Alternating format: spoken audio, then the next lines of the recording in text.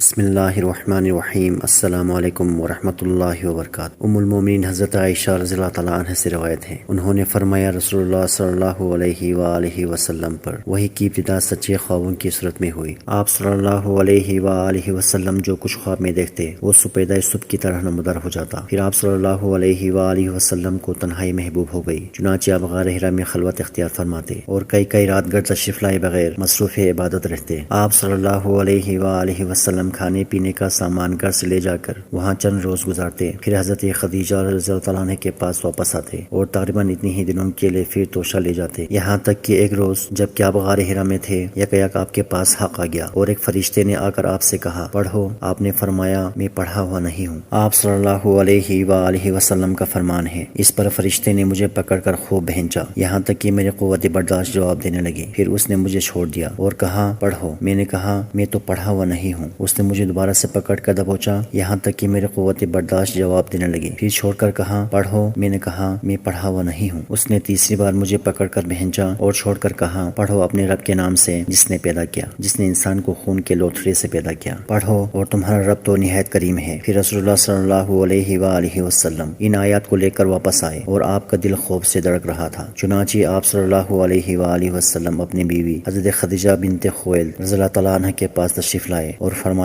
مجھے چادر اٹھا دو، مجھے چادر اٹھا دو۔ انہوں نے آپ کو چادر اٹھا دی یہاں تک کہ آپ صلی اللہ علیہ وآلہ وسلم سے خوفزدگی کی کیفیت دور ہو گئی۔ پھر آپ صلی اللہ علیہ وآلہ وسلم نے حضرت خدیجہ رضی اللہ تعالیٰ عنہ کو واقعے کی اطلاع دیتے ہوئے فرمایا مجھے اپنی جان کا ڈر ہے۔ حضرت خدیجہ نے کہا قطعاً نہیں، اللہ کی قسم اللہ تعالیٰ آپ کو کبھی رنجیدہ نہیں کرے گا۔ آپ صلہ رحمی کرتے ہیں، درماندوں کا بوجھ اٹھاتے ہیں، حقیروں محتاجوں کو کما کر دیتے ہیں، مہمانوں کی میزبانی کرتے ہیں اور حق کے سلسلے میں پیش آنے والے مصائب میں مدد کرتے ہیں۔ پھر حضرت خدیجہ رسول اللہ صلی اللہ علیہ وآلہ وسلم کو ساتھ لے کر اپنے چچزاد بھائی ورقہ بن نوفل بن اسد بن عبد العزیز کے پاس آئیں۔ ورقہ دور جہالت میں عیسائی ہو گئے تھے اور عبرانی زبان بھی لکھنا جانتے تھے، چنانچہ عبرانی زبان میں حسب توفیق الہی انجیل لکھتے تھے۔ اس وقت بہت بوڑھے اور نابینا ہو چکے تھے۔ ان سے حضرت خدیجہ نے کہا بھائی جان اپنے بھتیجے کی بات سنیں۔ ورقہ نے پوچھا بھتیجے کیا دیکھتے ہو؟ رسول اللہ صلی اللہ علیہ وآلہ وسلم نے جو کچھ دیکھا تھا بیان فرما دیا۔ اس پر ورقہ نے آپ سے کہا یہ تو وہی ناموس وہی لانے والا فرشتہ ہے جس سے اللہ تعالیٰ نے حضرت موسیٰ علیہ السلام پر نازل فرمایا تھا۔ کاش میں آپ کے زمانہ نبوت میں توانا ہوتا، کاش میں اس وقت تک زندہ رہوں جب آپ کی قوم آپ کو نکال دے گی۔ رسول اللہ صلی اللہ علیہ وآلہ وسلم نے فرمایا اچھا تو کیا وہ لوگ مجھے نکال دیں گے؟ ورقہ نے کہا ہاں، جب بھی کوئی آدمی اس طرح کا پیغام لایا جس سے آپ لائے ہیں تو اس سے ضرور دشمنی کی گئی، اور اگر مجھے آپ کا زمانہ نصیب ہوا تو آپ کی بھرپور مدد کروں گا۔ اس کے بعد ورقہ جلد ہی فوت ہو گئے اور وہی رک گئی۔